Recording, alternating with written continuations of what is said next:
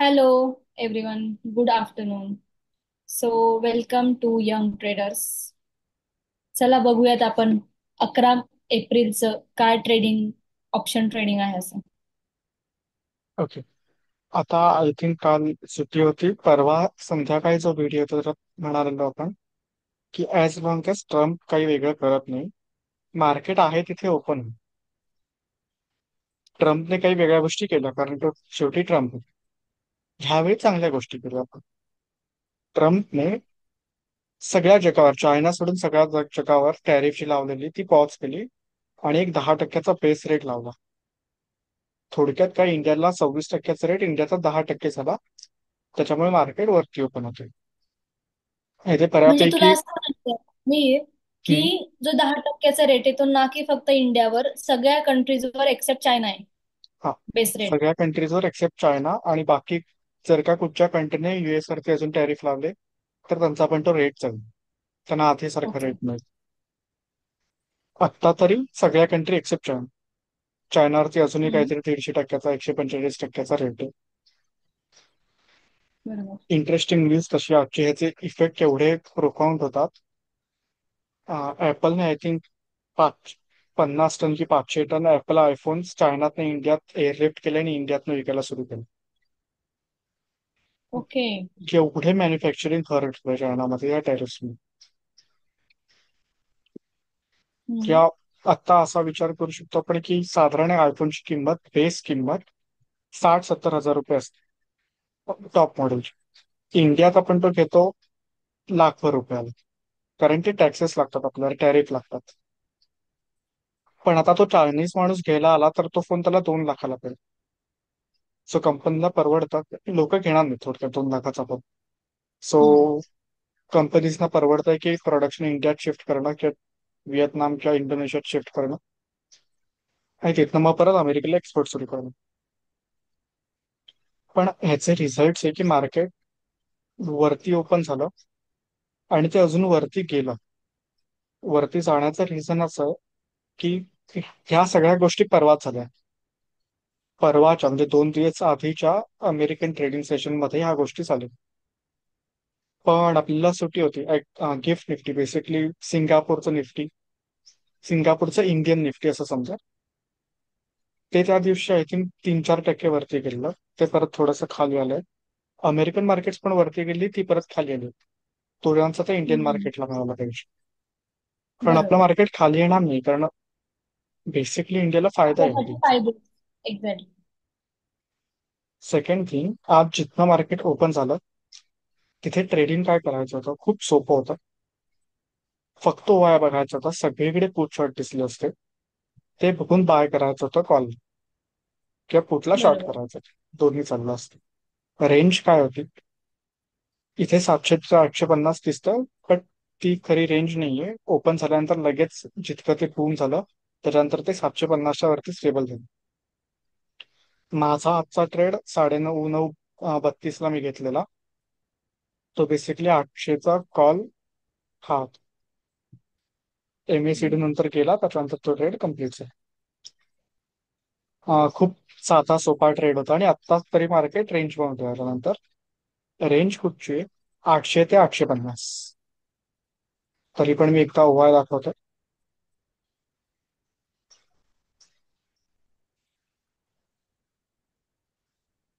अति साधं वाय पाहिजे आज बघण्यासारखं नव्हतं, कारण जी परवा गोष्ट झाली त्याच्या एक्झॅक्ट उलटी गोष्ट आज पण झाली. राईट, परवा मार्केट 4-5% खाली ओपन झालं, त्यामुळे ओवाय मार्के झालं.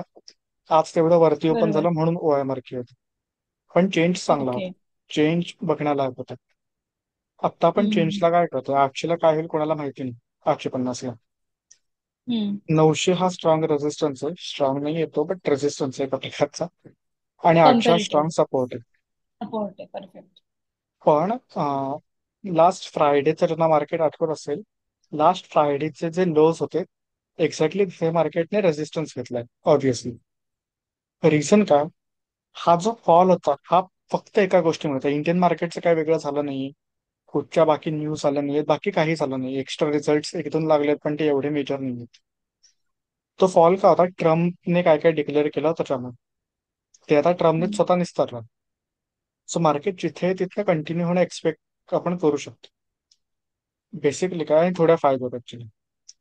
बेसिकली काय, हे 3 दिवस झालेच नसते तर काय झालं असतं असा विचार करून हे मार्केट, हा जो लो हम्म. आहे तो आज सपोर्ट घेतोय.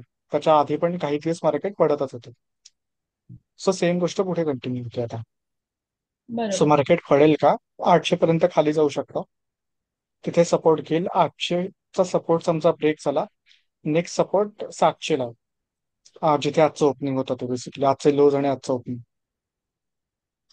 रेजिस्टन्स आणि आता 850 870 च्या. मला मला एक डाऊट आहे की बोल. युजली आता मार्केट काय झालं, गॅप अप ओपन झालं, हम्म. बरोबर. तर जेवढं मी मागचं बॅक टेस्टिंग केलंय ना, तर युजली काय होतं, ज्या वेळेस मार्केट ओपन होतं ना, त्यानंतर थोडं तरी खाली जातं मार्केट. ठीक. बट इथे बघायला गेलं ना आपण निफ्टी फिफ्टीचं, तर गॅप अप ओपन झालं तर मार्केट वरच जात आहे. त्याचं रिझन काय असू शकेल? म्हणजे ठीक आहे, एक आपल्याला हे तर कळलं आहे की टॅरिफ आपले पहिलं मंदावले. रिझन की गॅप अप ओपन झालं, पण जितकी ग्लोबल मार्केट त्या दिवशी गॅप अप ओपन झालेली, तेवढं गॅप अप ओपन नाही झालं आपलं. म्हणजेच काय, आपलं हम्म. आज किती टक्के, साधारण 1% 1.5% गॅप ओपन झाला असेल लेट्स से. हम्म. बघूया. 1.25% गॅप ओपन झाला. Global market 5-5% gap open. आपलं अच्छा, त्या म्हणजे मनात काहीच नाही.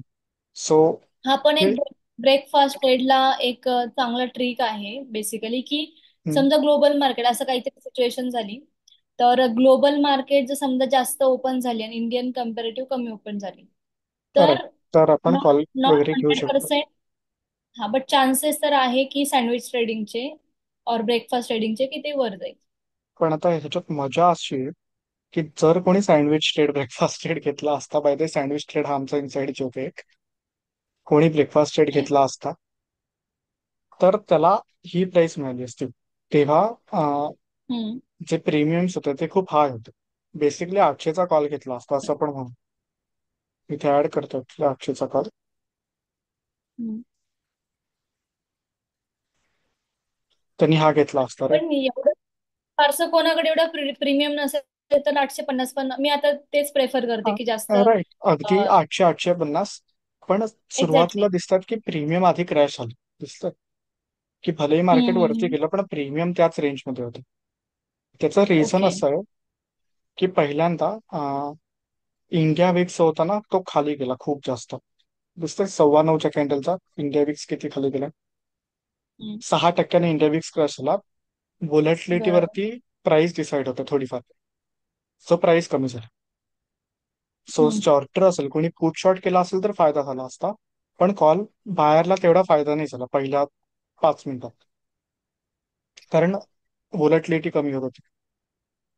हम्म. जी अजूनही बघते कमी होणार आहे असं वाटतं. 20 is 1 second to high, but ठीक आहे. मला आजचं हे दाखवायचं होतं ऍक्च्युली, वाय गेनर्स. दिसतंय आज सकाळी सकाळी का मी म्हणत होतो, ज्याने फक्त हे बघितलं असेल त्याने जाऊन कॉल बाय केला असेल किंवा पुट शॉर्ट केला असेल. हम्म. हम्म. कारण सगळे पुट्स होते.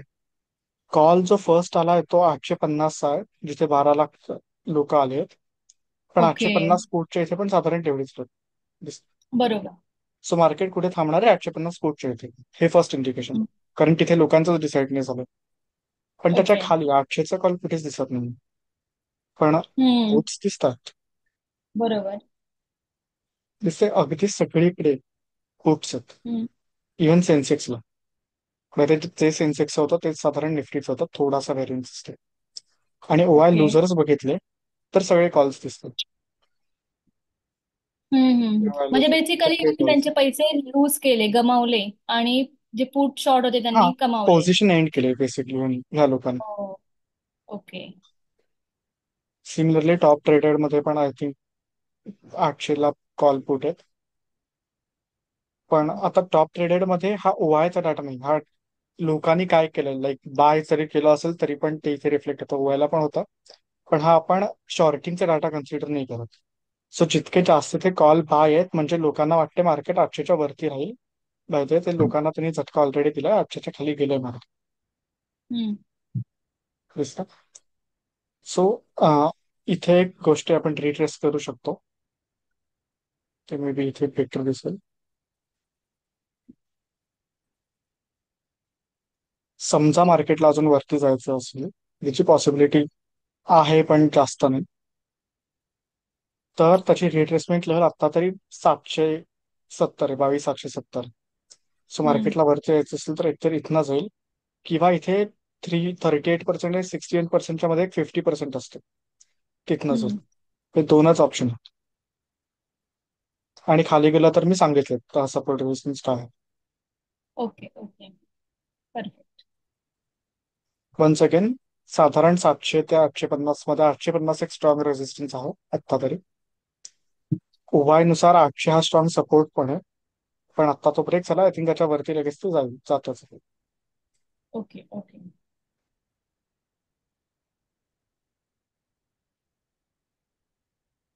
सो पण कुठे तो FIIT ऍक्टिव्हिटी ठायला मला दाखवायची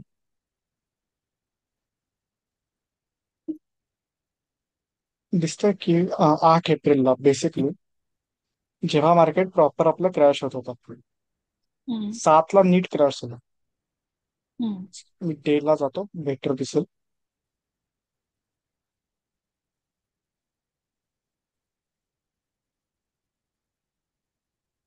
हे 7 एप्रिलचं होतं, राईट. बरोबर. 7 एप्रिलला एवढं खाली का गेलं? कारण FII आणि TI म्हणजे थोडक्यात डॉमेस्टिक इन्व्हेस्टर्स आणि फॉरेन इन्व्हेस्टर्स दोघांनी पण त्या दिवशी सेल केलं सेल केलंय बरोबर. इथे. त्याच्या नेक्स्ट डेला डोमेस्टिक खूप जास्त बाईंग करतात. ऍक्च्युली तेव्हा मी ओके. तुम्हाला आठवत असेल म्हणालेलो की त्या दिवशी ज्यांना कोणाला मॅन्युफॅक्चरिंग सेक्टरमध्ये इन्व्हेस्ट करायचं आहे, चांगली ऑपॉर्च्युनिटी आहे. ते हे ह्याच रिझनसाठी की डोमेस्टिक सगळे इन्व्हेस्ट करतात. ते रिझन काय, इंडियाला चांगली गोष्ट आहे ही.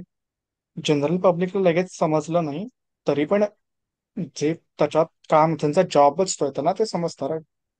लाईक जो हम्म. म्युच्युअल फंड चालवतोय त्याला माहिती असतं की मार्केटचं काय होणार, की बेसिकली म्हणजे इंडियासाठी वाईट गोष्ट आहे की चांगली गोष्ट तू हे मॅन्युफॅक्चरिंग यासाठी सांगितलं कारण चायना हा सगळ्यात टॉपचा मॅन्युफॅक्चरर आहे आणि आहे. ज्या अर्थी अमेरिकेने त्याच्यावर टॅरिफ लावले तर सेकंड अपॉर्च्युनिटी इंडियाला आहे. म्हणून तू म्हटला की बाबा मॅन्युफॅक्चर जे स्टॉक्स आहे ते वाढते बरोबर. 8 एप्रिलला. परफेक्ट. बरोबर. सो ठीक आहे, हा आजचा अनालिसिस आहे. 800ला सपोर्ट आहे वन्स अगेन OI नुसार. तो ब्रेक झाला तर 700ला आणि 750ला पण. असं मी काय म्हणतोय, कारण आज मार्केट खूप जास्त क्रॅश करेल हे अनलाइकली आहे. पण आयव्हीज तरी पण हा आहेत, आज पण आयव्ही 20 आहेत पाहिजे. मी म्हणालो कमी झाले, कम्पॅरेटिव्हली कमी झाले. 14-15 नॉर्मल, आज 20 आहे. ओके खाली ओके. कुठपर्यंत जाऊ शकतो आत्ता तरी? सगळ्यात बेसिक सांगू शकतो तर आजच्या लो पर्यंत. ऑब्व्हियसली दर दिवशीचं सेम असेल, लो पर्यंत मार्केट जाऊ शकतं. पण लोच्या आधी पण 750च्या इथे ते पॉज घेऊ शकतं, कारण ओके ओवाय तसं इंडिकेट करतोय. अपसाईडला जाणं थोडंसं जास्त कठीण आहे. 850 साधारण रेजिस्टन्सची लेवल. ओके. Bye okay. काय होतं याच्यावरती पुढच्या गोष्टी डिक्टेट. ठीक आहे. ठीक आहे, मागचा आपण एंड करूया. हो हो. कॉन्सेप्ट. आणि ठीक. तुला रेंज काय वाटते मग आजच्या लाईक डेची काय असेल अशी साधारण रेंज सांग म्हणजे एक आजच्या आयडिया डेची येऊन. रेंज आत्ता तरी दिसते, आजचे हायस म्हणजे साधारण 875. ते थोड्याशा वेळासाठी, लाईक पुढच्या अर्ध्या एक तासासाठी मी सांगू शकतो 750च्या अराउंड. पण पूर्ण डेची सांगायची झाली तर थोडी वाढवून मी सांगेन आजचे लोज आणि आजचे हायस. हम्म. मध्ये मोस्ट दिवशी हीच रेंज असेल. मार्केट तेवढं काही कॉम्प्लिकेटेड नाही आहे आज. Okay okay. ठीक आहे तर. येस येस चालेल मग. चलो थँक्यू सो मच मिहिर.